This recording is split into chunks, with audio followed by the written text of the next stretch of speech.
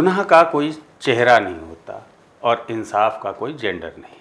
कभी परछाई से भी डर लगता था, अब अंधेरों में साजिश बुनी जाती है। हम हमेशा से सुनते आए हैं कि महिलाएं कोमल होती हैं, ममता की मूरत होती है, लेकिन जब वही हिंसा का रास्ता चुनने लगे, खौफनाक अपराधों में शामिल होने लगे, तो ये सिर्फ एक अपराध नहीं बल्कि समाज के लिए एक गंभीर चेतावनी है।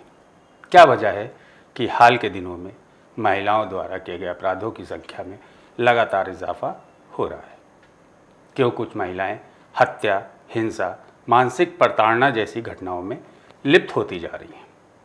क्या ये सामाजिक दबाव, मानसिक तनाव, बदलती जीवन शैली का परिणाम है या फिर कानूनी व्यवस्थाओं में कुछ कमियां हैं जो इस बदलाव को बढ़ावा दे रही हैं? और सबसे अहम सवाल, क्या हमारा न्यायतंत्र अब भी जेंडर बायस्ड है या फिर हमें एक जेंडरलेस कानून की ज़रूरत है जो अपराध को सिर्फ अपराध की नज़र से देखे, ना कि अपराधी की जेंडर की नज़र से? इन्हीं तरह तमाम पहलुओं पर चर्चा करने के लिए हमारे साथ हैं डॉक्टर इंदु सुभाष, जो महिला अध्ययन, अपराध न्याय कानून और पारिवारिक कल्याण की विशेषज्ञ हैं।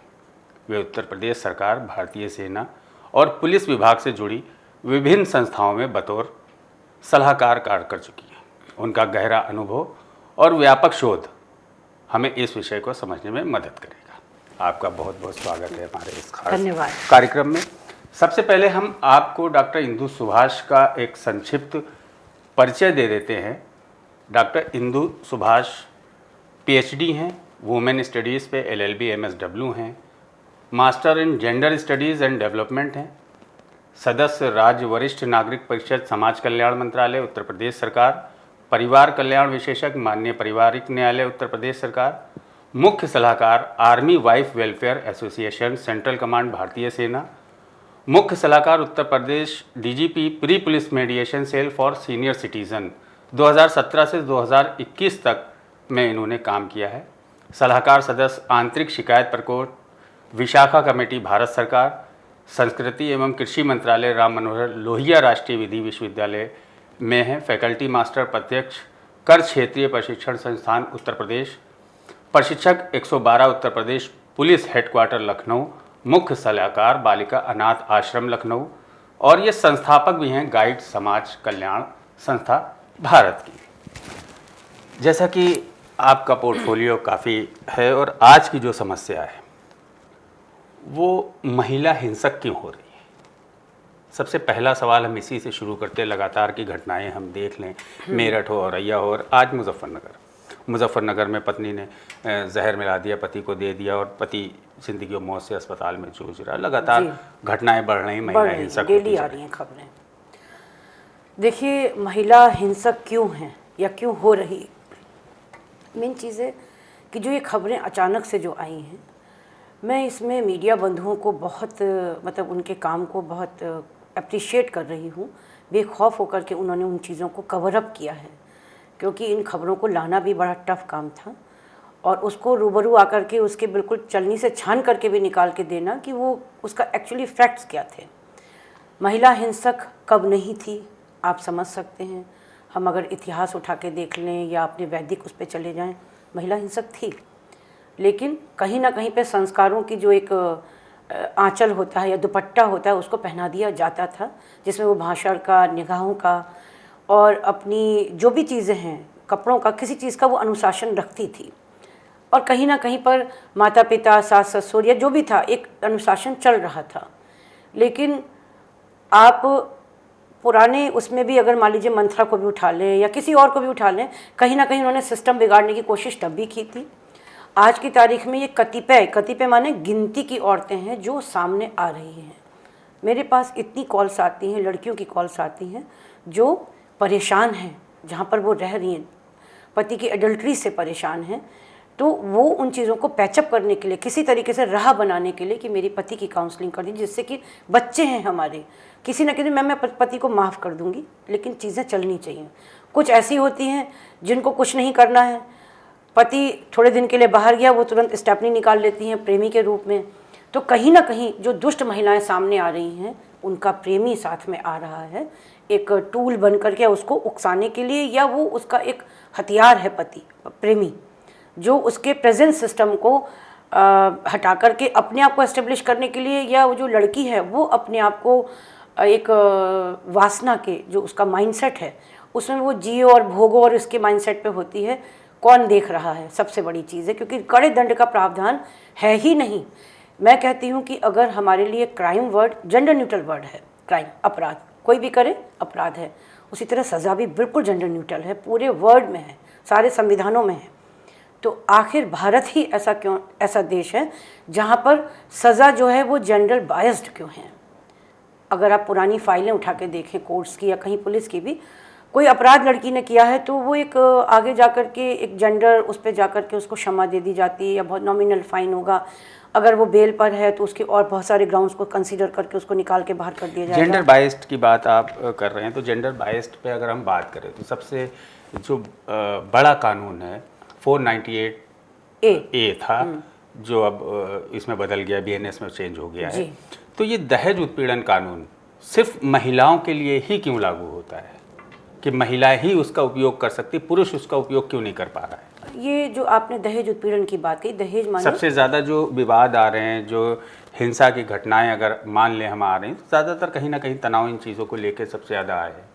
देखिए, जो आप कह रहे हैं दहेज उत्पीड़न, तो भारत में परंपरा ये है कि लड़का विदा होकर ससुराल नहीं जाता, लड़की विदा होकर ससुराल आती है और पिता उस लड़की को जो बचपन से उसके लिए उत्तराधिकार के रूप में प्रेम पूर्वक जो उसको उपहार देता है, चाहे वो गले के आभूषण हो या कपड़े हो या शादी में खर्च होने वाला पैसा। क्योंकि लड़की आज भी, चाहे वो 1956 में हमारा हिंदू उत्तराधिकार अधिनियम आया या 2005 में सहदायिकी आया जिसमें महिला को तलाक का, गोद लेने का, संपत्ति में, पैतृक संपत्ति में अधिकार, कृषि भूमि पर अधिकार, ये सब आया, लेकिन आज भी किसी भी घर में परंपरा ये होती है कि विवाह के समय उसको जितना सब लोग प्यार से उसको देते हैं वही मान लिया जाता है कि उसका उत्तराधिकार होता है। और लड़कियां भी जो हैं अपने मायके में जाके डंडा लेके खड़ी नहीं होती कि भैया हमको भी बंटवारे में पैसा दो, कतिपय चीज़ें छोड़ दीजिए, ये सब में है, ठीक है।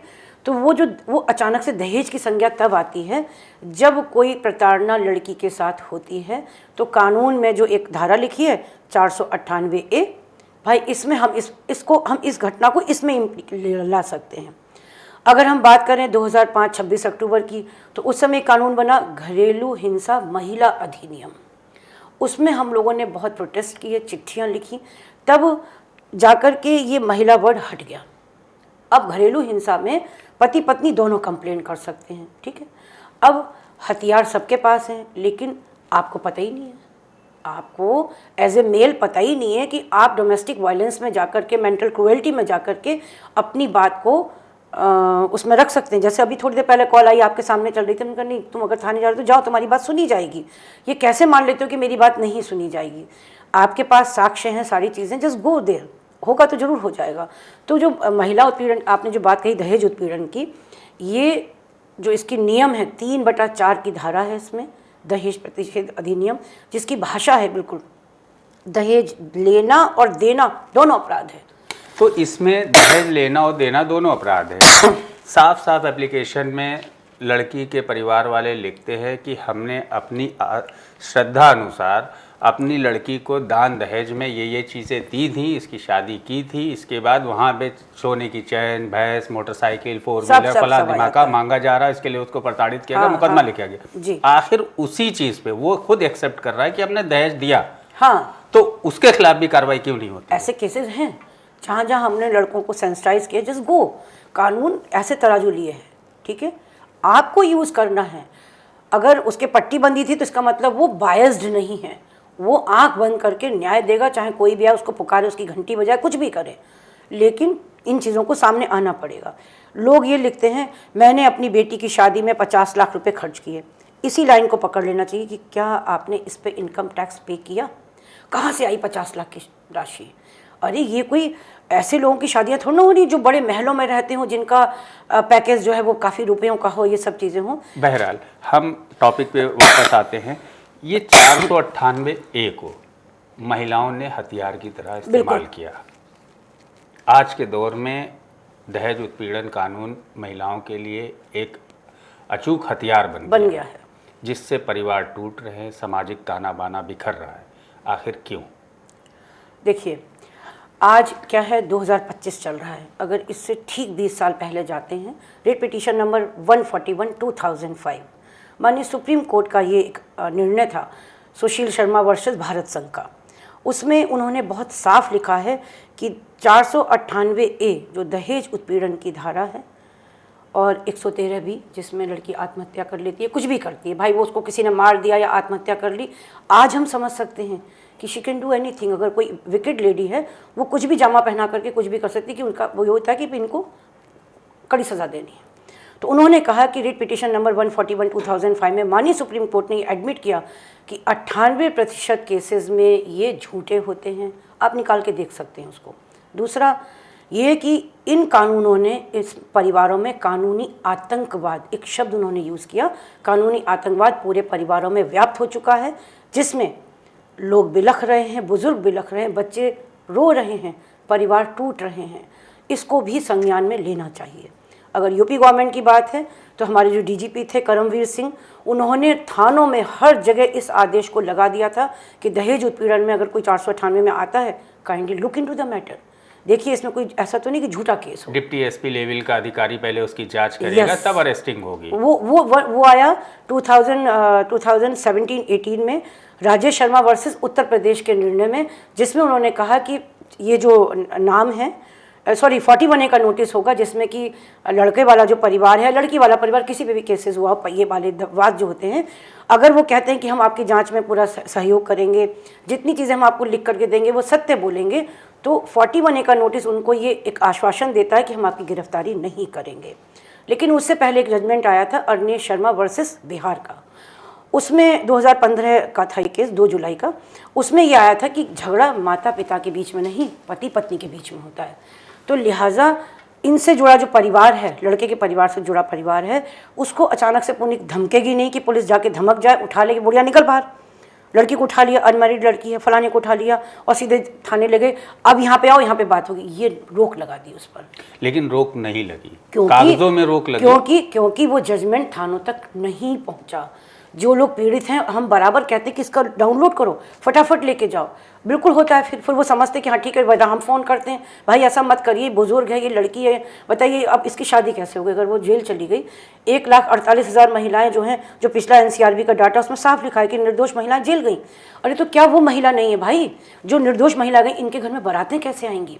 क्या है भाई, गूगल पे देखा, हाँ भाई ये लड़की तो, और ये तो लड़की जेल जा चुकी, उन्हें पता ही नहीं कि लड़की क्यों जेल गई, भाई ऐसे शादी नहीं करेंगे। तो हम किस रूप में स्त्री की सुरक्षा कर रहे हैं? माँ के रूप में कर रहे हैं, बहन के रूप में कर रहे हैं, बेटी के रूप में कर रहे हैं, या सिर्फ पत्नी या बहू की कर रहे हैं? भाई इस कानून को सुधार लो अब, क्योंकि जो लड़की कहीं पे बहू है तो कहीं बेटी भी है। यानी ऐसे केसेस भी हमारे पास आए कि जहाँ वो ससुराल में आके केसेस लगा रही थी, कुछ दिन बाद उसकी भाभी ने उस पर केस लगा दिया, बताइए क्या करेंगे? तो कानून ऐसा हो जो साक्ष्य पे आधारित हो, एफिडेविट के साथ। एफिडेविट पे लड़कियां झूठ बोलती हैं, साक्ष्य के समय गायब हो जाता है केस। तमाम चीज़ जो आपने कहा, एफिडेविट के समय लड़कियां झूठ बोलती हैं, तमाम चीज़ें ऐसी हैं जो कि साक्ष्य भी नहीं है जी, उसके बावजूद पूरे परिवार को सज़ा भुगतनी पड़ी। आज के दौर में लड़कियां इधर पिछले कुछ महीनों में हिंसक हुई हैं जी। लड़कियां अगर टेंशन में हुई, परिवार में टेंशन चल रही, उन्होंने सुसाइड कर लिया। सीधा उनके मायके वाले आए, उन्होंने पूरी ससुराल पे दहेज उत्पीड़न और दहेज हत्या का केस लिखवा दिया कि हत्या के लिए मारा और मार के लटका दिया। हाँ। ये एक पैटर्न चला है। कब विस्रा की रिपोर्ट आएगी, कब क्लियर होगा कि उसने सुसाइड क्यों की थी, क्या कारण था, लेकिन पूरा परिवार जेल कई बार लड़कियां शादी के पहले प्रेग्नेंट हो जाती, उसमें वो आत्महत्या कर लेती, उसमें आत्महत्या कर लेती है। लेकिन लड़की अगर शादी के पहले आत्महत्या करती, जो ऑनर किलिंग होती है, इस पे कोई नहीं बोलता।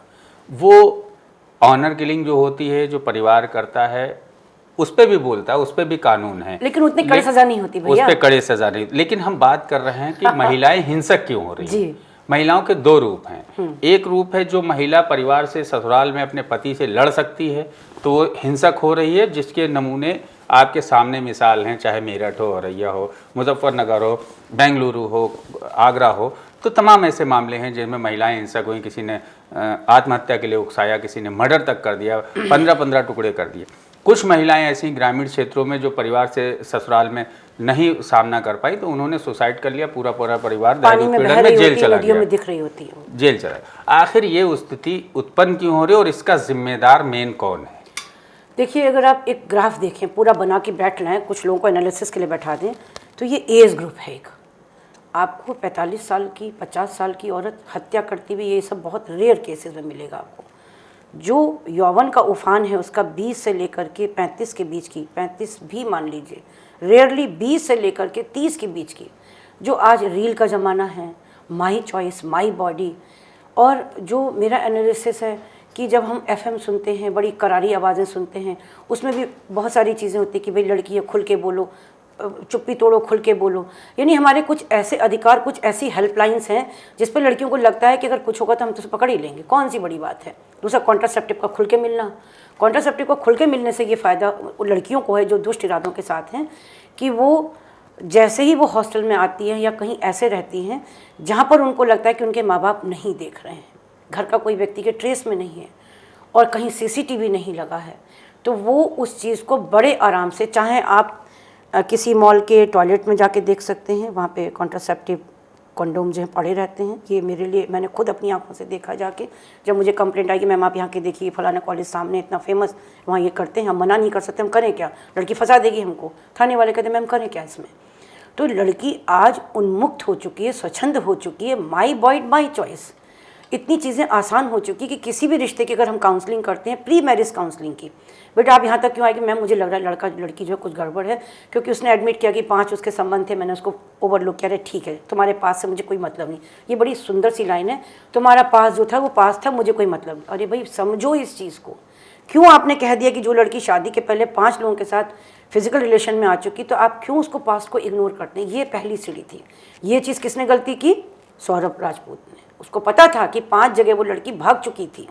उसकी सास ने कहा कि ये भाग चुकी है, सौरभ तुम इसको छोड़ दो, जो हमने कल स्टेटमेंट सुना है, ठीक है। तो आपने पहली गलती ये की। उसके बाद नहीं, सौरभ के मामले में तो जो सामने आया है कि वो पति से तलाक चाह रही थी, तलाक का मुकदमा चल रहा था, वो तलाक नहीं देना चाह रहा था। कल का स्टेटमेंट अगर आप सुनेंगे, कल की रिकॉर्डिंग अगर आप सुने, कोई पत्रकार बंधु वहाँ पहुँचे तो उन्होंने कहा कि मैंने सौरभ से कहा, ससुर जी ने कहा, मैंने सौरभ से कहा कि मेरी लड़की अभी शादी में रहते वहाँ भाग गई, तुम शादी अभी इसको तलाक कर लो, छोड़ दो इसको। हाँ, तलाक का मुकदमा चल रहा था। हाँ, तो तलाक का मुकदमा चल रहा था। तो जब ऑलरेडी सौरभ को पता था कि 5 लड़कों के साथ वो ऑलरेडी भाग चुकी थी, तब भी उसने अपने माता पिता को विरोध करते हुए, इनकी बातों को अनसुना करते हुए उसने उससे शादी कर ली, क्योंकि वो आकर्षण में था। क्योंकि ऐसी ही मॉडल लड़की थी जहाँ पे वो डांस करे, शराब पिए, सिगरेट पिए, जो हर जगह फिट हो जाए, क्योंकि वो भी लंदन में रहने वाला लड़का था। वो उस आकर्षण में था। कुछ होता है कि एकदम से उसको कैच हो गई कुछ चीज़ें उसकी। तो हम यही कहते हैं कि भाई पता नहीं कब ब्लास्ट हो जाए इस चीज़ को, क्योंकि उसके हित जिसके कारण वो दुनिया में अपनी चीज़ों को करती चली आ रही थी, बिना इसके कि भाई कोई मुझे देख नहीं रहा, ये सब करके, तो वो कब उसने उस अपने पति को भी हथियार बना लिया कि इसको काट कूट के अलग करो। ये कटा, हो सकता अगला साहिल कटता, हमें क्या मालूम। अगर ये चीज़ें नहीं पकड़ी जाती, अगला शिकार साहिल होता, क्या पता, क्योंकि उसके 20 कमरों का मकान पे किराया आ रहा था। उसको पैसा सबसे ऊपर है। और दूसरी चीज़ है कि हम इधर उधर देखते हैं। मैं हमेशा कहती हूँ, ईश्वर की 2 निगाहें कभी नहीं देखते। अगर इतनी सी बात लोगों के बीच में आ जाए, कोई देखे ना देखे, अल्लाह तो देख रहा है, हमारा ईश्वर तो देख रहा है। ये डर ख़त्म हो चुका है, ये खौफ ख़त्म हो चुका है।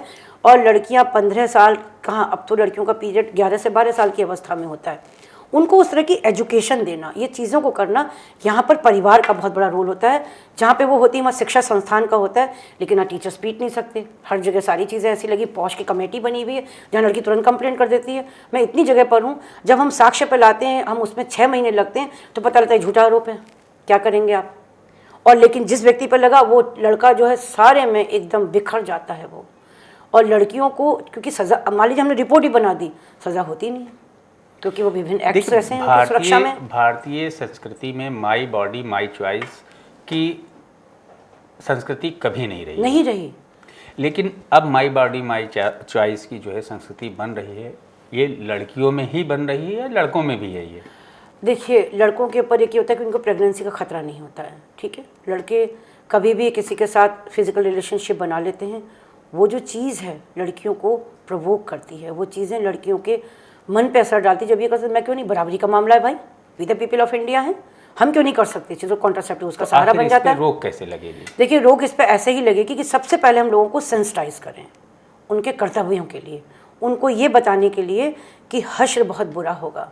इस तरह की चीज़ों से जब हम उनको, जैसे हम लोग कर रहे हैं इस समय, 1 to 1 जाकर के, कॉलेज टू कॉलेज जाकर के बच्चों के बीच में लाते हैं कि भाई देखो ये चीज़ गलत है।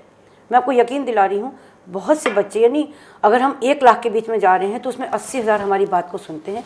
20,000 के जो स्टेटमेंट होते हैं वो मैनिपुलेटिव होते हैं, क्योंकि वो पहले से ही चीज़ों को ख़राब होते हुए देख चुके होते हैं। या तो उनके माँ बाप में झगड़ा हो रहा होता है, या उनके भाई बहनों की शादियाँ बिगड़ी हुई होती हैं, तो उनको लगता है ये क्या करेंगे, चलो टेस्ट ड्राइव करते हैं। टेस्ट ड्राइव माने फिजिकल रिलेशनशिप पहले से करके देख लो, देखते जिससे हम कंफर्टेबल होंगे। मतलब वो लड़कियां तो आजकल बहुत फ्रेंकली पूछती कि मैम अभी देखिए, अभी अगर हम नहीं करेंगे, मान लीजिए लड़का इंपॉर्टेंट हुआ तो हम क्या करेंगे, इसे टेस्ट ड्राइव करनी ज़रूरी है। तो ये जो मानसिकता आ चुकी है, ये सिर्फ और सिर्फ उसी से होगी कि जब बच्चों से संवाद सीधा हो, इनके बीच में जाकर के बातें हों, इनके केसेस को एमिकेबली, जैसे अब आज मुस्कान का चेहरा इतना सामने आ चुका है, कड़ी सज़ा का प्रावधान उसके लिए खुला है। अब आज की तारीख में मेरा काम, अगर स्टेप्स देखेंगे, हमने सिर्फ लड़कियों के स्कूलों को इसमें टारगेट किया हुआ है। हमारे एक एक करके सब जगह बच्चों के बीच में जा रहे हैं और सारी लड़कियां भर्सना कर रही हैं, उनको भी समझा रहे बेटे दिस इज़ वेरी रॉन्ग। आप किसी के हाथ पैर काट करके ये करना, लड़की बेरहम से, रहम दिल से बेरहम होना, और क्रूर से करुणामयी, तो आपका करुणामयी रूप था, करुणामयी से क्रूर मत बनिए, क्योंकि ये कड़ी सज़ा का प्रावधान अभी आ रहा है।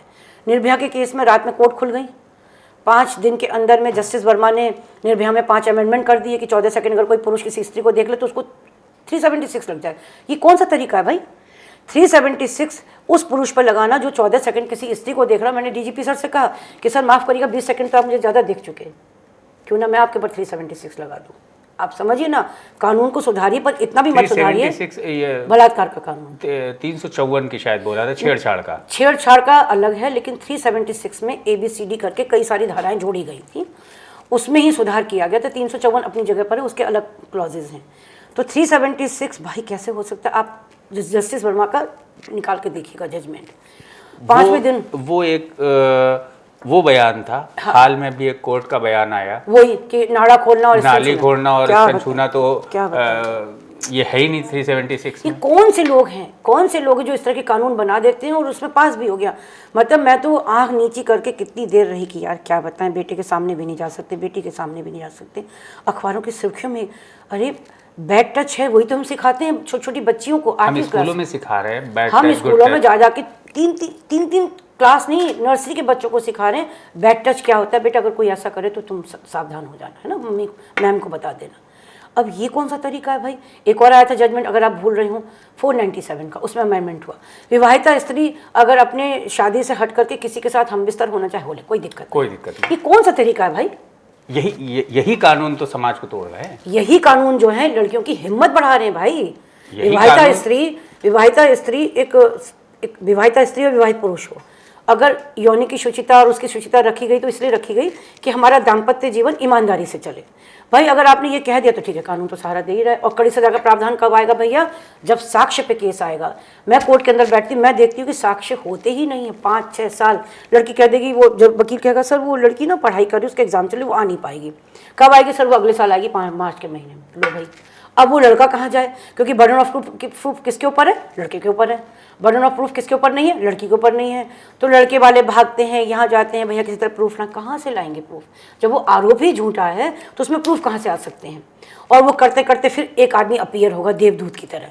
भाई वो लड़की वालों ने कहा है कि अरे ख़त्म कर दीजिए, वो भी नहीं जाना चाहते कोर्ट में। आपका भी लड़का बूढ़ हो रहा है, ऐसा करिए बैठ के सौदा कर लेते। कितना भाई? वो लड़की वाले कह रहे हैं कि 35 लाख दे दीजिए, इससे पैसा कम नहीं लेंगे, इस केस को ख़त्म कर देंगे। अरे भाई गजब की बात है। लड़की को आपने मारा पीटा, जलाया पीटा, काटा, उसको जीना हराम कर दिया। 498 एक ही धाराएं इतनी स्ट्रांग हैं कि उसको अगर पढ़ेंगे, इतने बड़े अत्याचार के बाद आप कैसे माफ़ कर सकते हैं किसी को? अरे मुझे कोई चाटा मार के देखे, मैं उसका सिर नोच लूँगी, खोपड़ा खा जाऊँगी उसका, है।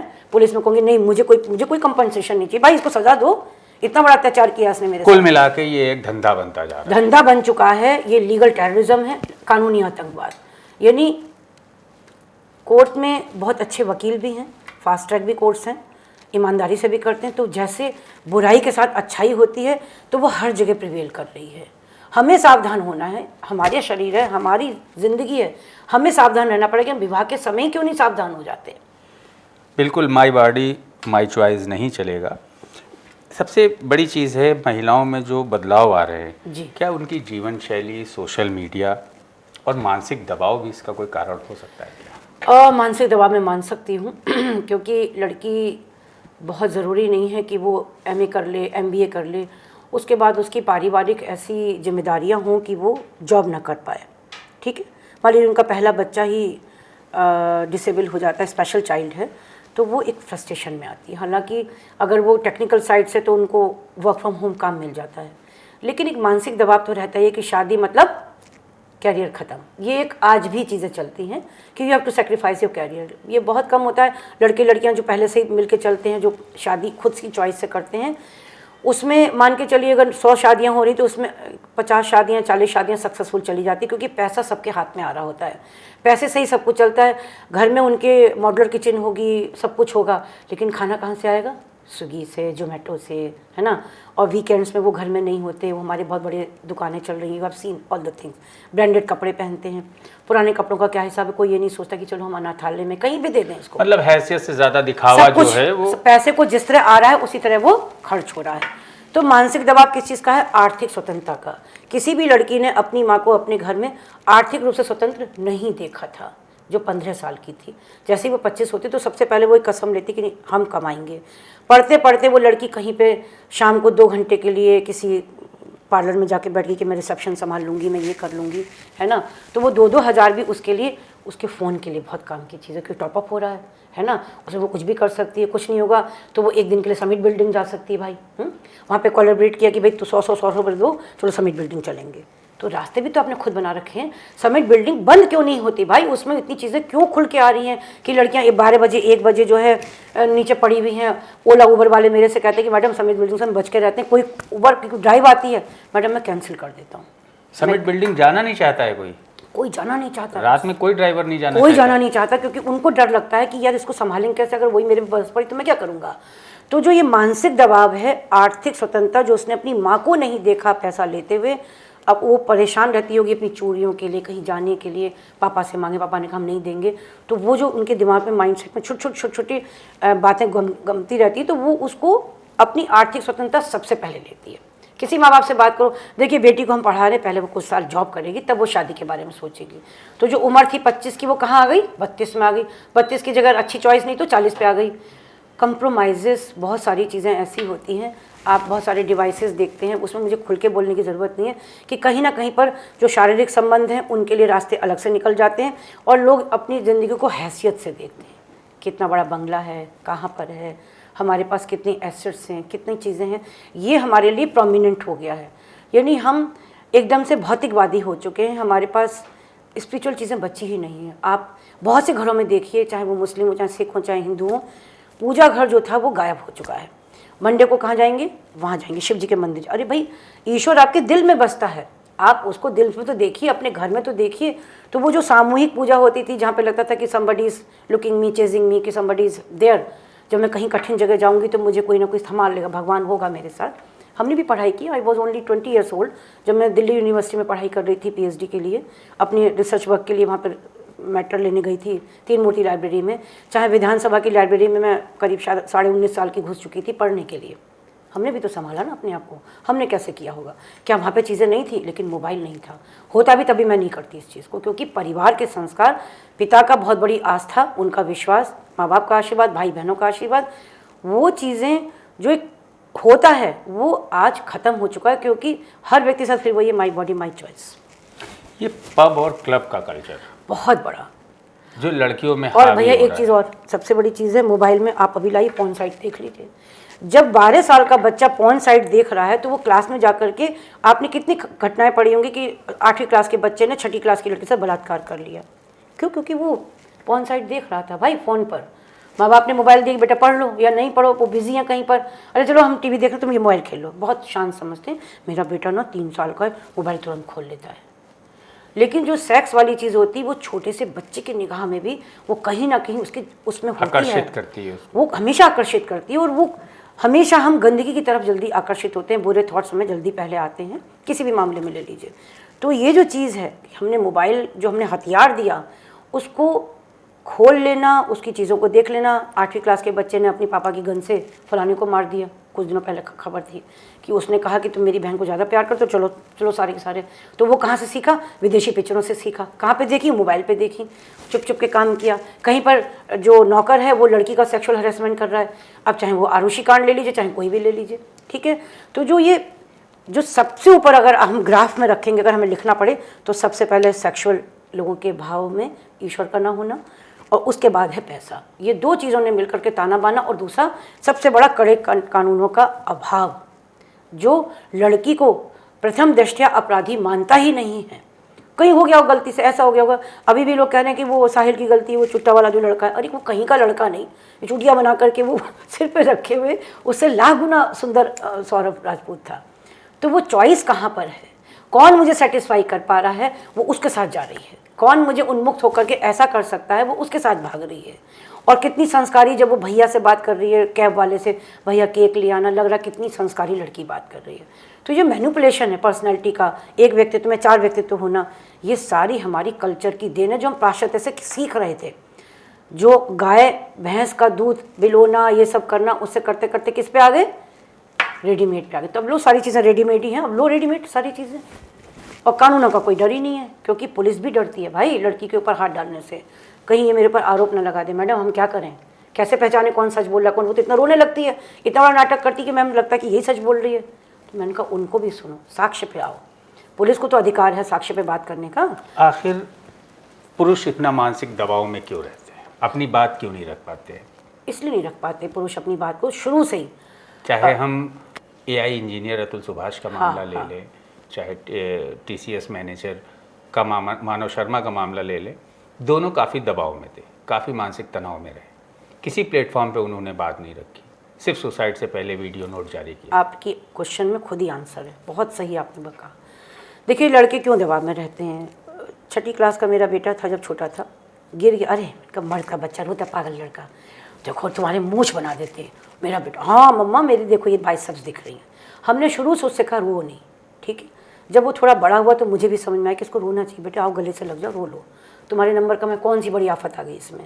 टीचर ने ऐसा कह दी, कौन सी बड़ी आफत है, माँ तो प्यार कर रही है ना तुम्हें समय दे रही है ना। तो उसको धीमे धीमे इमोशनल बनाया, उसको कहने की आदत डाली कि कोई भी दिक्कत होगी माँ बाप से कह सकते हैं, ठीक है। कुछ लोग ऐसे थे, मर्द का बच्चा, अबे चलो चलो हटाओ। तो हमारे भारत में काउंसलर्स ही नहीं है। प्री मैरिज काउंसलिंग विदेशों में आप देखिए नंबर 1 पर है कि कोई भी काम करते काउंसलर्स को पहले पकड़ते, देखिए ऐसा करना चाहिए। स्कूलों में काउंसलर्स होते हैं, कुछ भी दिक्कतें हैं बच्चे जाके कह सकते हैं। अब आ रहे हैं स्कूलों में काउंसलर, पर दे आर नॉट प्रोफेशनल, क्योंकि उनको ग्राउंड लेवल पर पता होना चाहिए कि कानून क्या है। तो लड़कों को जो मानसिक रूप से कमज़ोर हो जाते हैं, अतुल सुभाष का केस हम नंबर 1 पे ले लेते हैं कि एक आत्महत्या होती है। जैसे मेरे पास एक केस आया कि लड़का बात करने के बाद, मेरे से बात करने के बाद भी उसको लगा कि ये फ़ोन पे मिल रही है लेडी, कि कौन है यार, ये क्या बचा पाएगी। उसके बाद वो रामपुर का लड़का अपने रस्सी बांध ली। मुझे ये था कि कोई लड़का अगर मेरे से बात करता है तो मैं रात भर जग करके उसको बार बार फ़ोन करती हूँ, उसके घर के नंबर भी ले लेती हूँ। ये 2015 की बात है। मैंने उसकी बहन को फ़ोन किया, यार 12:30 बजे इसका फ़ोन क्यों नहीं उठ रहा है, भैया सो रहा हूँ। मैंने कहा यार ऐसा करो तुम दरवाज़ा तोड़ दो। थोड़ा टंगा हुआ था, जो वो टंगा हुआ था हमने उसको नीचे उतारा। हमने कहा तुमने ऐसा क्यों किया? कि मेरा विश्वास नहीं है मशीनरी पर, मुझे कोई नहीं सुनेगा, मेरे चक्कर में मेरी बहन जेल चली जाएगी, मैं मम्मी जेल चली जाएंगी। तो जो अतुल सुभाष का केस है, उसने बहुत प्री प्लानिंग वे में 150 पन्ने का सुसाइड नोट लिखना, चलो मान लिया मैंने लिख लिया, लेकिन उसको बोलना, उसके बाद वो 8 पॉइंट लाना, जिसका 8वां पॉइंट उसके मरने के बाद पूरा होना था। इन 7 पॉइंट को करने में क्या उसकी आंखों में आंसू नहीं आएंगे कि मेरी माँ, मेरी बहन, मेरा भाई रोएगा जब मैं चला जाऊँगा, मेरा बच्चा पता नहीं क्या रहेगा। लेकिन उसके अंदर एक वो कहना चाहिए कि एक ऐसा था कि शायद मेरे ऐसा करने से ऐसा हो जाएगा, मेरी जो बातें लिखी जाएंगी वो हो जाएगा। कहते हैं ना कि जो मरने वाला व्यक्ति होता है उसकी बातें मानी जाती है, जो फांसी पे चढ़ता है उससे भी कहते हैं तुम क्या चाहते हो, आखिरी इच्छा क्या है, उसकी पूरी की जाती है। वो उसके दिमाग में चल रही थी कहीं। और वो जो कोर्ट में मैडम ने कहा, उसने कहा कि मैडम देखिए आजकल इतने पुरुष आत्महत्या कर रहे हैं, तो लड़की कहती है तू क्यों नहीं मर जाता, और सब हंस पड़े। हम कोर्ट में देखते हैं ऐसा, मैं कोर्ट में बहुत देखती हूँ। तो फिर वो लड़के को समझाते हैं यार ऐसा मत बोलो, हम बताएंगे क्या करना है।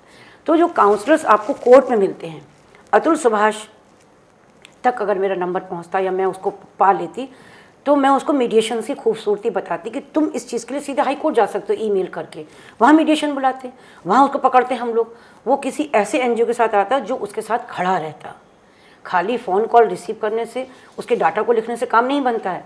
हमें पुरुषों के लिए तो बाहर निकल के काम करना होगा ना। मेरा मेन सवाल यही था कि मानसिक दबाव में जो पुरुष होते हैं, वो इसलिए कि पुरुष मंत्रालय नहीं है, उनके लिए कोई हेल्प डेस्क नहीं है, कोई उनको सुनने वाला नहीं है, कोई उन पर विश्वास नहीं करता। नहीं, हम पुरुष मंत्रालय की बात क्यों करते हैं, हम जेंडरलेस कानून की बात क्यों नहीं? मैं ये कहती हूँ कि पुरुष मंत्रालय भी ना हो, लेकिन अगर मानवाधिकार आयोग भारत में बना है तो वहाँ पर परिवारों की शिकायतें जब सॉल्व होती हैं तो फिर महिला आयोग बनाने की क्या ज़रूरत थी। अगर आपने महिला आयोग बनाया है तो इट शुड बी अगर वो डिसॉल्व हो जाए और मानवाधिकार आयोग ही चले या उसका नाम परिवार संरक्षण आयोग रख दीजिए, सारे लोग जाएंगे अपनी बात कह देंगे। अगर आपको लगता है कि हमारी पुलिस और इसकी मशीनरी नहीं कर रही है, 77% केसेस पति पत्नी के ही हैं कोर्ट के अंदर। अगर पूरा आंकड़ा देखें तो 5 करोड़ केसेस इस समय जुडिशरी में पेंडिंग है। 357 साल लगेंगे इस व्यवस्था को ख़त्म करने के लिए। जजेस नहीं है, कोई नहीं है। तो ये चीज़ें अगर हम देख रहे हैं तो पुरुष के पास तो कुछ भी नहीं है।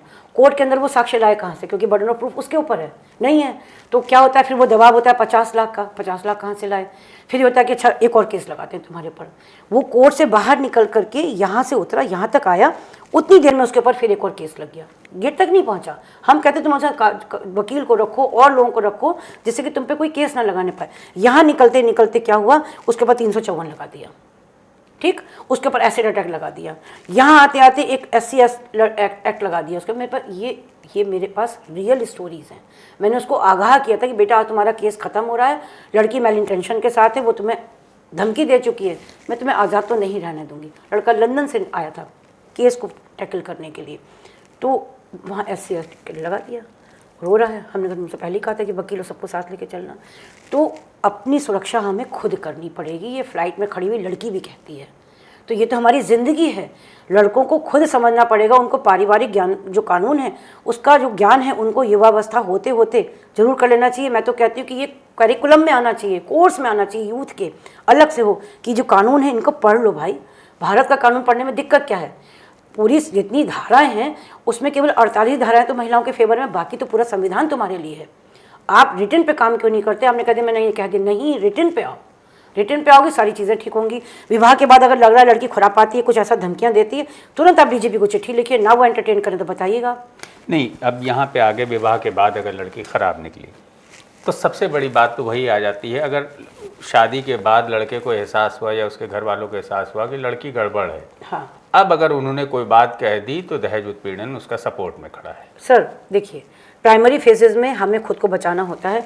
जैसे ही आपको लगता है कि लड़की बार बार धमकियां दे रही है, उसके पास कॉल्स बहुत आ रही हैं जो मिस्टीरियस है, वो पासवर्ड अपना हटा नहीं रही, घर के कामों में वो उतना ही करती जितना कि साध्य हो, बस ज़्यादा नहीं इंटरेस्ट लेती है, कहीं भी अचानक से गायब हो जाती है, कहीं पे आपको लगता है रात में वो ड्रिंक करी, वो पति बता सकता है, सेक्सुअली वो लोगों के संबंध कैसे ये नहीं पता, कई बार लड़कियाँ नहीं छूने देती हैं, कंज्यूम ही नहीं होती शादी।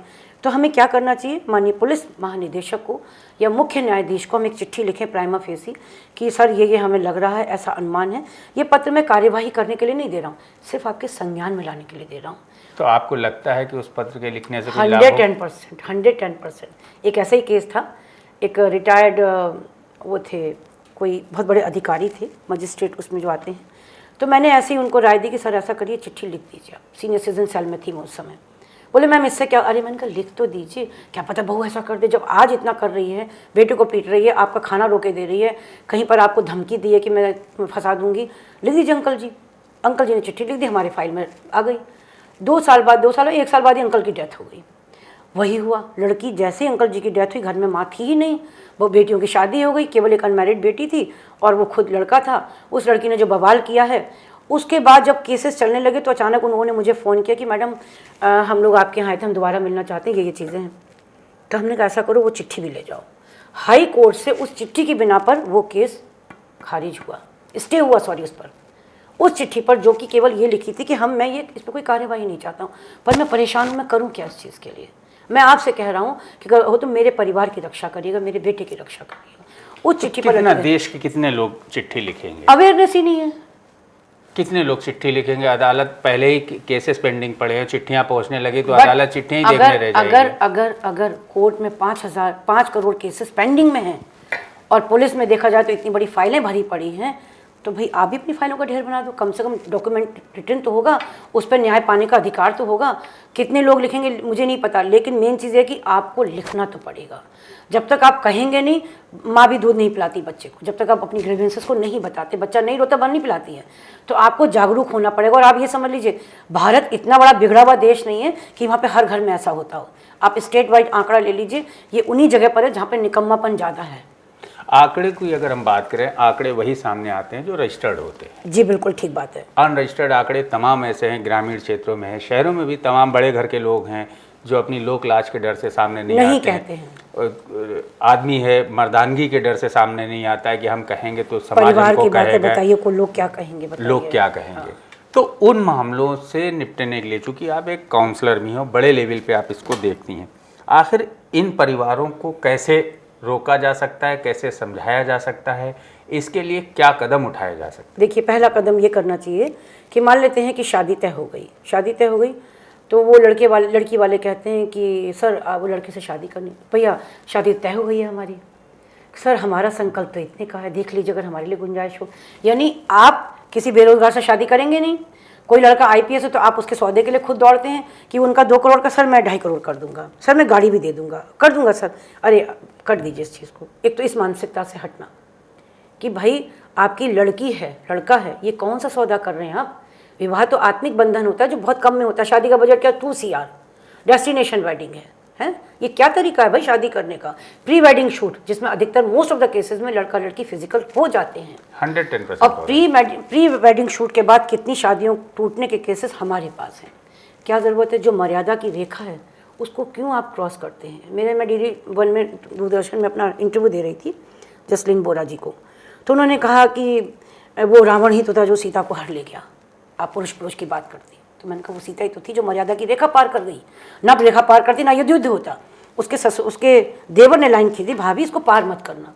जब लड़की मर्यादा की रेखा पार करेगी विवाह की तरह काटी जाएगी, खत्म बात। क्या करना, मर्यादा की रेखा कहीं ना कहीं तो सेट की गई है। हमारी बॉडी की जो एक अलार्मिंग चीज़ है कि अगर हमारे साथ कोई फिजिकल रिलेशनशिप होगी तो वो प्रेगनेंसी आएगी। अरे आपको सुरक्षित रहना है भाई, आप उसकी जो शुचिता है उस पर रहिए।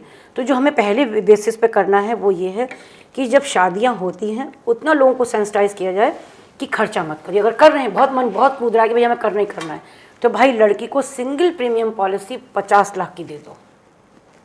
3 साल उसका लॉकिंग पीरियड होगा, 2 साल आपको वेट करना है। शादी अगर चलनी होगी, इसमें पता लग जाएगी, चलनी होगी, बहुत अच्छी बात है, लड़की को वो पैसा मिलेगा जो आतिशबाजी नचनिया इन पर जो खर्च हुआ था वो बच जाएगा। डेस्टिनेशन वेडिंग कट जाएगी। सिंपल वे में शादी करिए, दिन में शादी करिए, सीखिए इस चीज़ को। जैसे मैं मुस्लिम केसेस देखती हूँ कोर्ट के अंदर, तो उनकी शादी की जो फाइल मैं देखती हूँ तो उसमें इतनी खूबसूरती से लिखा होता है, निकाह के समय सबके साइन होते हैं कि भाई शादी में चाहे वो चलनी दी गई हो प्लास्टिक की, दूध छानने के लिए, गाँव देहात की बात कर रही हूँ, वो सब लिखा होता है। हिंदू में क्या होता है, कुछ नहीं होता। तो हम ये खुद कहते हैं कि भाई इसको सीखिए। विवाह के समय प्रेम पूर्वक क्या लिया गया, क्या दिया गया, उसको लिखिए कि भाई मैंने अपनी बहू को ये दिया, मैंने अपनी दामाद को ये दिया और अपनी बेटी को ये दिया, और चारों लोगों के साइन कर लो। 500 रुपये की, 1000 रुपये की नोटिस जो बनाना चाहो उसको। रिचुअल शादी के पहले या बाद में आप कोर्ट मैरिज ज़रूर करिए, सरकारी आदमी के सामने आएंगे। शादी का पहला कार्ड आप भगवान को या कहीं अल्लाह के उसमें मस्जिद में देते हैं, बेटर है कि आप डाउरी प्रिवेंशन ऑफिसर को दीजिए कि सर ये विवाह बिना दहेज के मांग के लिया जा रहा है, करा जा रहा है। वो साक्ष्य बनेगा आपका व्यक्ति, उसको कार्ड जरूर दीजिए आप। एक तो ये हो गया। ये इससे क्या होगा, जितनी चीज़ें देनी है अपनी बेटी को दो भाई, बेटी को दो। लड़कों से भी ये कहते हैं कि अपने दम पे रखो, क्यों मांग रहे हो उस चीज़ को। लड़की के पास आएगा, उसका नॉमिनी कौन बनेगा 50 लाख की, बताइए कौन बनना चाहिए, उसका पापा या भाई बने लड़की का। अगर वो शादी टूटी तो वो पैसा पूरा का पूरा जो पिता ने इतनी मेहनत से कमाया था, भाई ने इतनी मेहनत से कमाया, नाना ने दिया, नानी ने दिया, वो सारा पैसा बच जाएगा। और सबसे बड़ी खूबसूरती है कि लड़के वाले भी बच जाएंगे। शादी सिंपल वे में हुई थी पहले, प्राइमरी बेसिस। लेकिन इसमें एक पेच भी तो आएगा। बताइए। अगर वही बात आ गई, जैसे सामाजिक ताना बाना चल रहा है, लड़की का कहीं है तो उसने तो समाज डर में नहीं कहा, उसने आरोप लगाया कि पति हमको मारता पीटता है, मायके बैठी, इसका भी शादी अलग हो गई, अभी सुन लीजिए, वो पैसा तो उन्हीं के पास रहा। नहीं, अभी आप सुन लीजिए कि हाँ वो भी बात ठीक है, लेकिन इसमें क्या होता है कि प्री मैरिज काउंसलिंग मैंडेटरी होती है, पोस्ट मैरिज काउंसलिंग भी। अगर 4 दिन बाद 20 दिन बाद शादी में दिक्कतें आ रही हैं तब पोस्ट मैरिज काउंसलिंग से सलाह लीजिए, दोनों लोग बैठिए, परिवार के लोग बैठें कि भाई ये दिक्कतें आ रही। मान लीजिए लड़की का रिलेशनशिप ऐसा है कि वो शादी करके आई थी, उसने अनऑफिशियली शादी कर ली और उनकी रिलेशनशिप बहुत गहरी है और लड़की वहाँ लौटना चाहती है और शादी यहाँ कंज्यूम नहीं हुई है। तो जो ऑनेस्टली शादी में दिया गया था वो एक काउंसलर की जिम्मेदारी होती है और सब लोगों की होती है कि वो उस चीज़ों को ख़त्म करें। लड़की को इतना सेंसिटाइज कर देते हैं कि वो कहती है कि ठीक है आंटी मुझे यहाँ से निकलना है बस। अच्छा, 2 चीज़ें हैं। आपने यहाँ पे पैसे की बात की कि पारिवारिक अगर आर्थिक स्थिति मजबूत हो तो लड़कियाँ खुश रहती, हाँ ठीक है। तो अगर अमूमन है, हर व्यक्ति के साथ है ये। हाँ ठीक है, हम दोनों केस को देखते हैं। हाँ। चाहे हम औरैया का ले लें और चाहे मेरठ का ले लें, दोनों के पास अच्छा खासा पैसा था। चाहे लड़के के पास सौरभ भी वहाँ से आए थे, अच्छा खासा पैसा उनके पास था, और ये औरैया वाला भी करोड़ों रुपए की उसकी प्रॉपर्टी थी। हाइड्रा मशीनें चलती थी, 20 से ज़्यादा हाइड्रा थे उसके पास। आखिर इतनी प्रॉपर्टी, इतना पैसा होने के बाद भी लड़कियां क्यों ऐसा निकल गई, इतनी स्थिति में निकल गई कि पतियों को ही मरवा डाला बेरहमी से? देखिए, उसके पीछे है उनकी कुसंगति। हम किस संगति में रहते हैं ये बहुत फ़र्क पड़ता है। कौन सा ऐसा लवर है, अरे चलो तुम कहाँ, तुम फालतू में फंस रही हो, तुम निकलो यहाँ से, वो कहे ये देखो ये रखा हुआ है, तुम उसको दूध में मिला देना। तो वो उस लड़के की बात को उसने सबसे पहले ले लिया, उसने अपने सारे टूल्स दिखाए, ये तुम्हें वहाँ मिलेगा, वो वहाँ मिलेगा, तुम्हें वहाँ लेके चला जाएगा। मेरी टीम बहुत स्ट्रांग है। वो अपना रूप ऐसा दिखाता है, लड़की को लगता है कि ये पति से तो बेकारी शादी करी, उसको लगता है ये मरेगा प्रॉपर्टी मेरे नाम। ये इरिटेबल ब्रेकडाउन ऑफ मैरिज का जो एक्ट आने वाला है उसका यही है, लड़की की 24 घंटे की शादी हो, पूरा प्रॉपर्टी उसके नाम है। तो जो लड़का है, लड़की है, वो जो प्रेमी, आप किसी भी केस में देख लीजिए, कहीं पे ऐसा लगा कि प्रेमी नहीं है, वो ये केस बता दीजिए। तो जो प्रेमी है, जो कुसंगति है, वो उससे उबरने नहीं दे रही है। मैं आपके स्टूडियो में बैठी वेट कर रही थी, लड़की जो प्रेमिका जो है, वो जो लड़का तिलक ले रहा है, वो वहाँ पहुँच के कंटाप घुमा दी उसके। अभी जस्ट थोड़ी देर पहले की घटना है ये। तो मुजफ्फरनगर की है शायद, या उसके किसी और की है। मुजफ्फरनगर में तो लड़कियाँ अब बलशाली हो रही हैं। कौन सी ऐसी देवी जो इस चीज़ें सिखाती है? ये उल्टाएं, ये वही है जो सुपड़ खाती, यहाँ घूम वहाँ घूम, तितली की तरह। अंत में होना क्या है? कुछ नहीं होना है। वही होगा कि अंत में क्या होगा कि लड़के 11% रह जाएंगे, लड़कियाँ वही 49 से 51% या पूरी 80% हो जाएंगी। फिर वो 10 लड़कियों की एक लड़के से शादी होगी। तो हमारा जो समाज है, हमारा राष्ट्र है, वो क्यों नहीं समझ रहा कि जो अतुल सुभाष ने आत्महत्या की, उसी समय ऐलान हो जाना चाहिए था कि इस तरह की घटनाएं हुई क्यों? क्या उस पर कोई कमेटी बैठी? राज्य स्तर पर, राष्ट्र स्तर पर नहीं हुई। किसी व्यक्ति ने, जैसे कोई लड़की मरती है तो उस पर शोक संवेदनाएं हर एक की आती हैं। बड़े बड़े महिलाओं के गैंग आ जाते हैं, मोमबत्ती बड़ी वाली बिंदी लगाए, और ये कि भारत अत्याचारी बलात्कारियों का देश है। भाई क्यों नहीं आ रहे? अब क्यों नहीं हो रहे? अगर हम लोग प्रोटेस्ट भी कर रहे तो उनको मीडिया से हटा दिया जाता है, क्यों भाई? तो इसका मतलब हुआ कि यानी पूरी चीज़ें राजनीति पर आधारित है। स्त्री का वोट बटाए स्त्री में, पुरुष का वोट बटाए जातियों में, उसी से काम चलता है। भाई किसी ने वोट चुनाव लड़ना है, भाई कितने जैन हैं, कितने मुस्लिम हैं, और कितने श्रीवास्तव में, कितने ये फलाना, सर ये इतने, ठीक है वहाँ से ऐसे कैंडिडेट करो। अच्छा महिलाएँ कितनी हैं? महिला, ठीक है फ्री वाला रख देते हैं, ये हेल्पलाइन बढ़ा देंगे, यहाँ पे ये कर देंगे, इंटरेस्ट फ्री ये कर देंगे, फलाना कर देंगे, आरक्षण कर देंगे, ये सब कर देंगे। तो भाई जब तक हमारी ऊपर जहाँ हम रह रहे हैं, अगर वहीं के लोग, जैसे आप दुबई की बात कर लें, इस्लामिक कंट्रीज़ की, वहाँ क्या होता है? अगर किसी ने एक रेप कर दिया, कितनी बड़ी गंदी सज़ा है वहाँ पर, उसका प्राइवेट पार्ट काट देते, पब्लिकली उसको खड़ा करते हैं। वहाँ पर जेंडर न्यूट्रल है सारा। भारत के अलावा पूरे देशों में यही है। जो मैंने आपको लंदन का केस बताया, उस लड़की को लंदन में वहाँ की सरकार ने बिल्कुल पीट दिया उठा करके, वो भाग ली वहाँ से अपने बच्चा छोड़ करके। वहाँ नहीं किसी ने सुना उसका, यहाँ के सुन लिया, घर पे कब्जा करके बैठी हुआ आज भी। तो हमारे कानून, हमारी राजनीति, हमारा जितना भी सेटअप है, उनको सेंसिटाइज होना है भाई। आप समझिए कि आज आपको वोट मिलने, कल कैसे वोट मिलेंगे? 87 टैक्स पे कौन है? पुरुष है। वही नहीं होगा तो करेंगे क्या आप? लोगों का ट्रस्ट खत्म हो जाएगा। लड़के जो मर रहे हैं, अतुल सुभाष के बाद 17 लोगों ने आत्महत्या की, लड़कों ने। जिस दिन ये आत्महत्या हुई थी, 9 दिसंबर की बात है, 2-2:30 बजे तक मीडिया कंटिन्यूअस मेरे घर पर थी।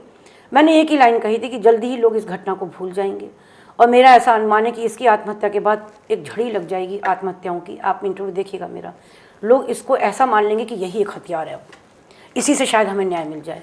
ठीक, क्या हुआ? 15 दिन के अंदर में जो लोग मर गए, उनको बाद में कहाँ से पता लगेगा कि तो निकिता तो 4 दिन बाद ही उसको बेल मिल गई। उनका बच्चा जो उसकी आखिरी इच्छा थी, वो हॉस्टल से निकाल करके माँ को दे दिया गया, 3 साल का। दादा दादी को इसलिए नहीं दिया गया क्योंकि वो अपरिचित हाथ हैं। 3 साल का बेटा जो हॉस्टल में रह रहा हो, 3 साल का बेटा, तो वो अपरिचित हाथ, माँ के हाथ परिचित हैं, दादा दादी के हाथ अपरिचित हैं, तो वो भी इच्छा भी नहीं मानी गई। तो ये सारी चीज़ें ऐसी हैं जिस पर हम और आप बातें कर सकते हैं, अपनी बात को पहुंचा सकते हैं लोगों तक कि भाई दम रखो, जहाँ पे अन्याय हो उसको बिल्कुल प्रतिकार करिए। और सबसे बड़ी चीज़, गुलाबी चश्मा पहन करके शादी मत करिए। अगर शादी की रात भी आपको पता लगे कि लड़की या लड़का गड़बड़ है, तुरंत शादी काट दीजिए। क्या होगा इससे ज़्यादा? शादी को बिल्कुल, तोड़ना, पति और वो के बीच में वो चुनना पड़ा है हाँ। या पति चुनना है, आपको डिसाइड करना बस। है। बिल्कुल, तो ये कहीं ना कहीं जो सामाजिक परिस्थितियां बन रही हैं और तेजी से बिगड़ रही हैं, जी। इनको रोकने के लिए, इनको संभालने के लिए आप अपने स्तर से क्या प्रयास कर रही हैं और सरकार से क्या अपेक्षा करती हैं, और क्या लगता है सरकार कर पाएगी? बहुत टिपिकल क्वेश्चन है ये। हम अपनी तरफ से जो कर रहे हैं, मैंने तो सिर्फ एक ही चीज़ पकड़ा है कि बुजुर्गों का अनुभव, युवाओं की ताकत, आओ बनाए मिलकर नया भारत। हम बच्चों को वृद्धाश्रम ले जाते कि देखो ये स्थिति आज के समाज की, हम अनाथाश्रम लेके जाते कि देखो इसमें भी लोग जीते हैं। आप सेंसिटाइज होइए, बच्चे जाके रोते हैं, समझते हैं कि जो उन्हें मिल रहा है उनको वो ऑनेस्टली करना है। ये मेरा मूवमेंट करीब मैं 2011 से तो मेरी यूथ ब्रिगेड ही बनी हुई है बच्चों की, जो हमने इंडिया अगेंस्ट लीगल टेररिज्म का मूवमेंट लिया हुआ है। बच्चों को समझाते कि कानूनों का ज्ञान रखो, कहीं भी तुम्हारा कोई भी बंदा रो रहा है, ये कंधे उचका के मत निकलो कि ये क्यों रो रहा है, अरे मुझको क्या करना। अब यकीन जानिए, CMS का दूसरी क्लास का बच्चा था सार्थक, जब हमने स्कूलों में जाके प्रेयर करी, मैं आपको सारे फुटेज दे दूंगी, करीब 4 लाख बच्चों को मैंने कवर अप किया एक कमिटमेंट के साथ। मैं फिर से शुरू करने जा रही हूँ उस काम को कि जो छोटे बच्चे होते हैं, दे आर द रियल खबरीज। वो बता सकते हैं घर में लड़ाई कहाँ हो रही है, बुआ के साथ क्या चल रहा, चाचा के साथ क्या चल रहा, दादा दादी कहाँ रो रहे हैं। उस लड़के ने हमें खबर करी कि आंटी गोमती नगर में इस उसमें पार्क में अंकल आंटी रात में आते हैं, दादा दादी वो रोते हैं। हमने उसको कवर अप किया। उस चीज़ को हम लोगों ने बिल्कुल वहाँ तक लेके गए, पता लगाया कि कौन कहाँ पे रहता है, उनको वहाँ बुलाया। अपने यूपी पुलिस का जो हमारा सेल चल रही थी, उस केस का पूरा निस्तारण किया। पर क्रेडिट गोज़ टू सार्थक, क्रेडिट गोज़ टू CMS कि जिन्होंने हमें अलाउ किया कि हम प्रेयर करें बच्चों के बीच में जा करके।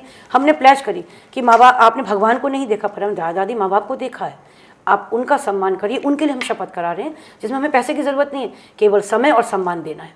रिश्तों को अगर समय और सम्मान दिया जाएगा तो वो रिश्ते फलते फूलते और लोगों को शेयरिंग करना। आप शेयरिंग करेंगे तो आप क्राइम से बच जाएंगे, आप इस चीज़ से बच जाएंगे। लड़की कह सकती कि वो लड़का मुझे इस तरह कह रहा है, मम्मा क्या, नहीं बेटा छोड़ दो, ऐसे नहीं करते हैं, अब तुम पढ़ लो, हम तुम्हारे इसका दें, तो वो तुरंत अलार्म हो जाएगी। माँ ड्राइवर रखेगी, कुछ भी रखेगी, अपने बच्चे को संभाल के लाएगी, टीचर को इन्फॉर्म कर देगी ऐसा है। उस बच्चे के पेरेंट्स से बात करेगी, सर पढ़ने का समय, अपनी बेटी को भी संभाली, मैं भी बेटी को संभालती हूँ। तो हमारा काम है, हम college to college, school to school, छोटे बच्चे से लेके बड़े बच्चे तक जाते हैं, उनको सेंसिटाइज करना। मेरे इंटरनेशनल वेबिनार्स होते हैं, वेबिनार्स राष्ट्रीय होते हैं, जिसमें हम बड़ी बड़ी सेलिब्रिटीज़ को लाते हैं, because they are the heroes.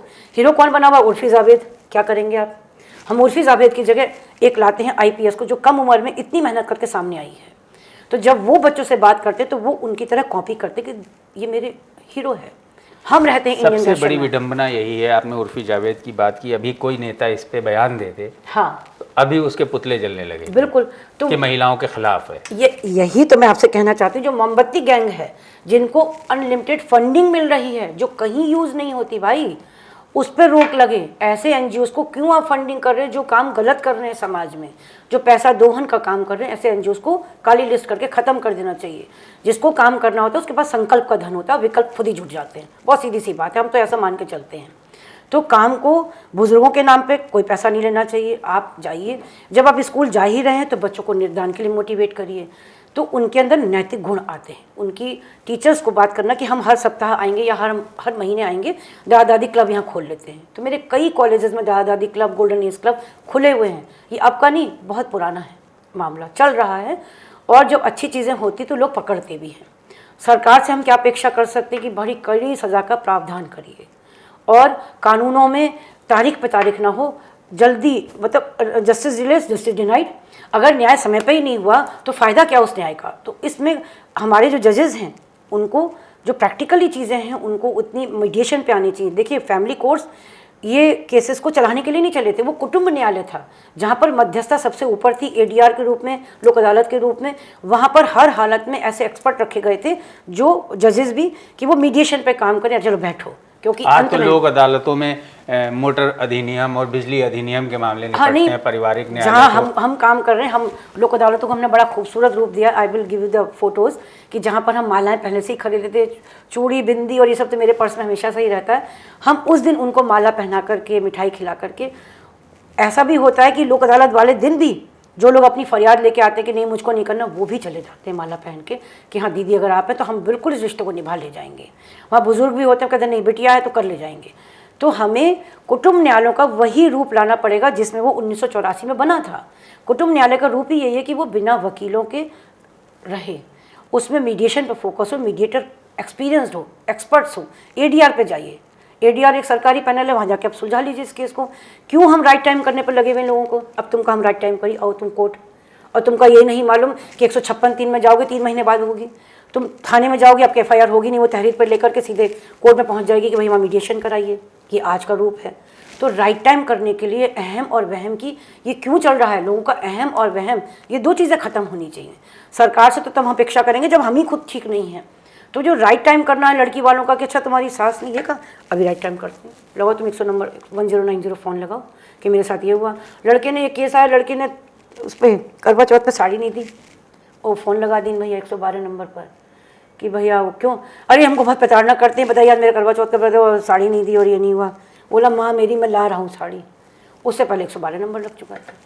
तो क्षणिक आवेश जो ये है, जो मानसिकता है लड़कियों की या लड़कों की, क्षणिक आवेश में ही सारी घटनाएं हो रही हैं। लड़कियां काटी जा रही हैं, लड़के मर रहे हैं, या जो इस तरह की चीज़ें हो रही हैं। गलत चयन था मुस्कान का, अगर उस पर रोक लग जाता, एक जो आँखों की और चीज़ों की जो हम गलत समझ लेते हैं, कहीं ना कहीं घर के लोगों को बात मान लेता तो ये घटना नहीं होती। कहीं ना कहीं अट्रैक्शन जो है नुकसान देता है, जो पश्चिमी सभ्यता हावी हो रही है। अरे वो उर्फी जावेद के कपड़े उसी तरह के तो मुस्कान पहने हुए थे भाई। वही कह रहे हैं, पश्चिमी सभ्यता कहीं ना कहीं अब हमारे जावेद सुनेंगे मेरे को खा जाएगी। परिवारों में जो है नहीं, उर्फी जावेद चूँकि पहनती हैं, उसमें जैसे कपड़े वो पहनती हैं पूरी दुनिया जानती है उनको, किस तरह के कपड़े वो पहनती हैं। तनुश्री दत्ता, उन्होंने किस पे आरोप लगाया था? नाना पाटेकर पर। अरे तुम अपनी तो वीडियो देख लो, जो उसके साथ थी, कौन सा था वो, कोई लड़का था जिस रात भर का गाना था, मर्डर पिक्चर का था। खैर वो अब बाइज्जत बरी हुए, वो अखबारों में नहीं आया। वो तो मीटू चलाते रहे, मेंटू क्यों नहीं चलाया भाई? मीटू चलता रहा, और आगे मीटू अभियान कब छिड़ जाए तो तो पता नहीं मेंटू हम मेंटू चलाते। हाँ, मीटू अभियान कब और कहाँ छिड़ जाए पता नहीं पता, क्योंकि पश्चिमी सभ्यता जो हावी, वहीं से आया मीटू आंदोलन, वहीं से आया मीटू आंदोलन। अच्छा, और चीज सुनिए, लड़कों के बारे में किसी को जानकारी नहीं है। मार्च के 2 दिन बचे हैं अभी, अखबारों में देख लीजिए, ये महिला पुरस्कार, ये अंतर्राष्ट्रीय महिला दिवस पर फलानी महिला कोई माला पहनाएगा, बैकलिस्ट नहीं पता कि वो कर क्या रही, पीछे पहनाना है। भैया हमको बता दो पुरुष दिवस का होता है, 1 मई मजदूर दिवस है, तो पुरुष कितना दिवस सही आंसर है हर व्यक्ति, जबकि वो 19 नवंबर है। 19 नवंबर है, ठीक है। वो उसमें भी लड़कों की मानसिक स्वास्थ्य, उनकी प्रतिष्ठा, उनके रोजगार, उनके सब स्वास्थ्य के बारे में पूरे देश में चर्चा होती, पूरे विदेश में चर्चा हो रही है, यानी पूरे विश्व में चर्चा हो रही है। 77 देशों में वो पॉम्प एंड शो के साथ मनाया जाता है। भारत में तो लड़के को जीने का ही अधिकार नहीं, मुझे लगता है भाई। अगर आज आप लड़कों को काटते हुए देख रहे हैं, उनकी संख्या कम होती जा रही है, तो ये रक्षाबंधन करवा चौथ मनेंगे कैसे?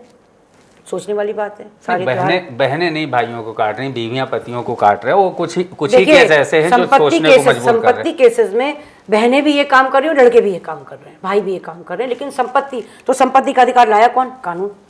कानून लाया। कहीं ना कहीं हमारे कानून में तो पेचीदगी डर क्यों नहीं है? डर क्यों नहीं? कड़ी सजा का प्रावधान नहीं है, क्योंकि उसमें जुडिशरी में आपने 10 लाख दे दिए। लोग कहते हैं ऐसा कि हमने फलाने दे दिए। मुझे इसकी पे यकीन नहीं होता कि जजेस भी पैसा ले सकते हैं, लेकिन अब जो घटनाएं आ रही हैं, बोरे में भर कर नोट आ रहे हैं, जजेस पे खैर हम टिप्पणी नहीं कर सकते। क्या कर सकते हैं? हम कुछ बोल भी नहीं सकते, वरना नोटिस कब आ जाएगा पता नहीं रहेगा। तो वो लोगों का कहना है, एक्चुअली जो लोगों ने कह दिया हम उसको एकदम से नहीं मान सकते। मैं ये मानती हूँ कि जुडिशरी में बहुत अच्छे न्यायाधीश है, क्योंकि हमने काम किया है कोर्ट में, हम जान रहे हैं कि वो सीधे डांट देते हैं कि ऐसा गलत मत करो। कोई वकील गलत झूठा केस लाता है तो जो प्रिंसिपल जज थे बाराबंकी के सर ने कहा झूठा केस लाओगे मैं तुम्हारा रजिस्ट्रेशन कैंसिल कर दूंगा। इस तरह के भी जजेस होते हैं। तो ऐसा ही है न्याय व्यवस्था। कहीं ना कहीं हमारी न्याय व्यवस्था जो स्लो है, न्याय व्यवस्था का काम करने का तरीका है, हाँ। उसमें बदलाव लाने की जरूरत, बर्डन ऑफ प्रूफ गलत है। बिल्कुल, उसमें कहीं ना कहीं बदलाव लाने की आज की आवश्यकता है। और परिवारों में जो कम्युनिकेशन गैप है, हाँ, इसको अगर दूर किया जाए, बिल्कुल सही बात है ये। तो ये जो दूरियां आ रही हैं, जो परिवार हिंसक हो रहे हैं, जो लड़कियां हिंसक हो रही हैं, तो कहीं ना कहीं इस पे रोक, और शादियों का खर्चीला ना होना। देखिए, शादियों पे सबसे पहले खर्चा रोका जाए, खर्चा रोक दिया जाए। एक इस पे कानून लग जाए कि शादी दिन में ही होगी, दोनों लोग आपस में व्यय करेंगे और इसकी एक लिमिटेशन होगी, इतना ही खर्च होना है। भाई लड़का लड़की की शादी, उन्होंने तो फेरे के वही नहीं पड़े वचन, उस समय सो रहे थे, नाच करके बारात पहुंची 1 बजे, तारीख क्या थी 9, शादी हो रही है 10 में। ये कौन सा तरीका है भाई? मुहूर्त निकला था शाम के 9 बजे का और फेरे पड़ने रात में। फेरे तो चलो तारों की छाव में पड़ते, लेकिन जयमाल कब हो रही है? 10 तारीख को हो रही है, क्योंकि वहाँ पे ड्रमबाजी, आतिशबाजी, किसके लिए पैसा खर्च कर रहे हो भाई? किसी ने बहुत मेहनत से पैसा इकट्ठा किया है। अगर इस पे कानून कोई बन जाए तो it's a beautiful thing, beautiful message for a society. हम उसको बचा सकते हैं। अगर परिवार बचेगा तो समाज से राष्ट्र बचता है। यहाँ पे तो परिवार से ही मामला चल रहा है, व्यक्ति रूप में चल रहा है, व्यक्ति से समाज, यहीं तक हम फंसे हुए हैं अभी तक। तो अभी तो घरों से ही फंसे हुए हैं ना हम लोग, समाज तो आप बाद में बनेगा। और लोग कनेक्शन नहीं तोड़ते। अगर किसी घर में कोई अपराधी है तो आप पूरे समाज को उससे कनेक्शन कट कर देना चाहिए। लोगों को बात करनी चाहिए कि भाई ऐसा क्यों हुआ, किसी के घर में कोई आ जा रहा है, संदिग्ध है, आप कंधे उठा के कैसे निकल सकते हैं भाई, पता करो तुम क्यों आ रहे हो, ये उंगली मत करो। अरे क्यों नहीं करें, हमारा मोहल्ला है, आप कैसे आ रहे हैं यहाँ पर। इतने पे ही अगर वो चुट्टे वाले लड़के पर रोक लग गई होती तो ये घटना ना होती। बिल्कुल, कहीं ना कहीं सौरभ को अगर एहसास बच गया होता होता कि है। ऐसा हो सकता है तो तलाक उन्होंने दे दिया होता। हाँ, जिस तरह के वारदातें हुई लगातार ताबड़तोड़ पिछले 1 महीने में, बहुत हिंसक वारदातें जबरदस्त हुई, है। और उसके पीछे का जो रीज़न निकल के आया, प्रेमी और पैसा, पैसा, 2 चीज़ें, नशा, नशा नशा भी। भी डाल दीजिए उसमें, तो नशा तो खैर मुस्कान के साथ आया। और बॉडी एक्सपोजर, हाँ, आपने देखा ना उसको। बिल्कुल, ये चीज़ें आई। तो आखिर ये अट्रैक्शन को ख़त्म कैसे किया जा सकता है, महिलाओं को कैसे रोका जा सकता है? देखिए, मैंने आपको वही बताया कि college to college, school to school, बच्चों से, लड़कियों से जाके मिलना, उनसे बातें करना। जो जनरेशन अब स्कूल में बड़ी हो रही है, हाँ, वो तो खैर अभी आगे का विषय है। ये तत्कालिक विषय है, जो शादियां होकर घर में जा रही हो, फ़ौरन आ रही। चाहे आप औरैया का केस ले लीजिए, तो 15 दिन की शादी में ही उसने मर्डर कर दिया पति की, तो है हत्या ना। करवा दी। देखिए, प्रोविज़न हम लाते हैं, एक नया ऐसा प्रोविज़न है जिसको कि इम्प्लीमेंट करना चाहिए। भाई शादी में जो वो 500 रुपये की नोटरी पर लिखा हुआ था कि विवाह बिल्कुल संजीदगी के साथ पूरे होशो हवास में किया जा रहा है, ना इधर से कोई पक्ष से कोई तथ्य छुपाया गया, ना इससे तथ्य छुपाया गया। अगर शादी की इतनी अवधि में कोई घटना होती है तो ये शादी नल एंड वाइड हो जाएगी या कुछ हो जाएगा, ऐसे करके क्लॉजेस बना लिए जाए। कानून के ज्ञाता तो बहुत बैठे हुए हैं। इस तरह का कोई एक, भाई भारत तो कॉन्ट्रैक्ट मैरिज की जगह आई गई है, यहाँ पे मैरिजेस सफल नहीं है। भारत शादी टूटने वाला देश अब कहलाया जा रहा है, जबकि लोग बाहर से भारतीय लड़की लेते थे कि ये शादी अक्षुण्ण चलेगी। लेकिन आज जैसे ये निर्भया कांड ने, भारत बलात्कारियों का देश था, अब क्या इमेज भारत की जा रही है, ये भी तो एक बहुत बड़ा प्रश्न है। तो इस पर हमें मेजर्स वही रिटर्न पे जाना पड़ेगा। विवाह में ही दोनों पक्षों के बीच में हो जाए कि 7 साल के अंदर भाई तुमको अगर दिक्कत है तो ये जो शादी में जो बड़े बड़े लोग हैं जो इस पर साइन कर रहे हैं, वो साइन करे पे आप अपनी बात को लाएंगी, ना कि आप पुलिस को फ़ोन करेंगी। क्योंकि शादी का कार्ड हमने किसको नहीं दिया है, पुलिस को नहीं दिया, कचहरी को नहीं दिया। हमने जिन बड़े लोगों को दिया है उन्हीं को हम बीच में लेके आएँ, उन्हीं को सामने बैठा करके अपनी बात को कहें, ग्रीवेंसेस लाएं, परिवार से परिवार की बात होगी, बड़े बुजुर्गों की बात होगी, झगड़े सुलझ जाएंगे।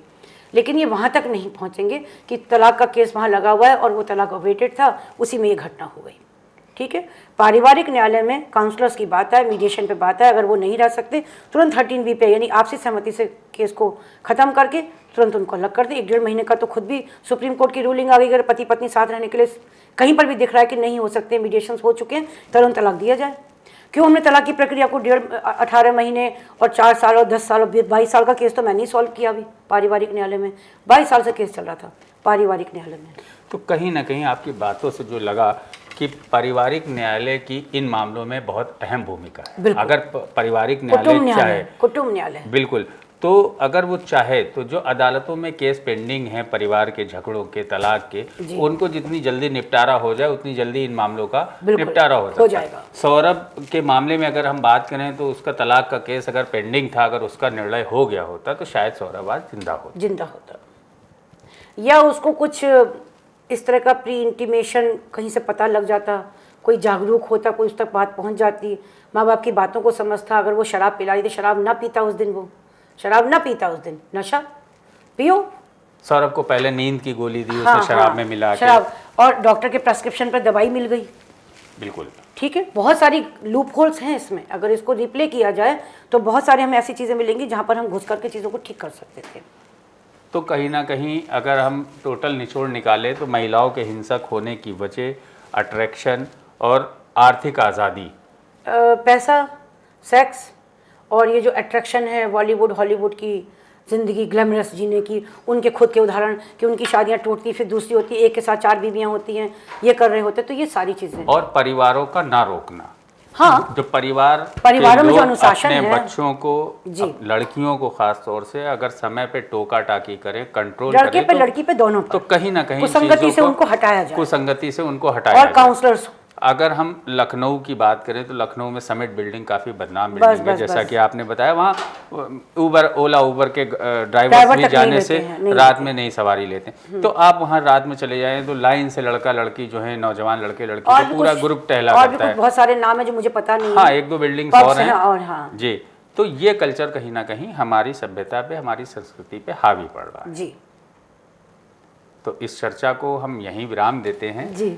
और जैसा कि आपने सुना कि महिलाओं में बढ़ती हिंसा का जो प्रमुख कारण है वो कहीं ना कहीं पश्चिमी सभ्यता, समय से ज़्यादा जागरूकता आपको बचा सकती है और उनकी भौतिक ज़रूरतें जो हैं वो कहीं ना कहीं इन सब का कारण बन रही हैं। महिलाओं का सशक्तिकरण ज़रूरी है, लेकिन अगर वो सशक्तिकरण हिंसा की राह पकड़ ले तो ये पूरे समाज के लिए खतरे की घंटी है। आज की चर्चा से ये साफ हुआ कि महिलाओं में बढ़ते अपराधों के पीछे कई गहरे सामाजिक, मानसिक और कानूनी कारण हो सकते हैं। समाधान के लिए ज़रूरी है कि हम इन मुद्दों पर खुलकर बात करें, मानसिक स्वास्थ्य को प्राथमिकता दें और समाज को एक सकारात्मक दिशा में ले जाने के लिए प्रयास करें। डॉक्टर इंदु सुभाष जी का बहुत बहुत आभार, जिन्होंने आपको एक बारीकियों से चीज़ों को समझाया कि आखिर आज के बदलते माहौल में कारण क्या है।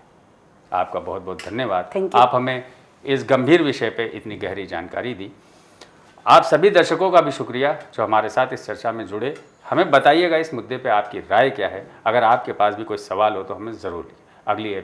अगले एपिसोड में हम फिर मिलेंगे एक और अहम मुद्दे के साथ। तब तक आप सुरक्षित रहें, सावधान रहें और अपने आसपास ध्यान रखें। नमस्कार।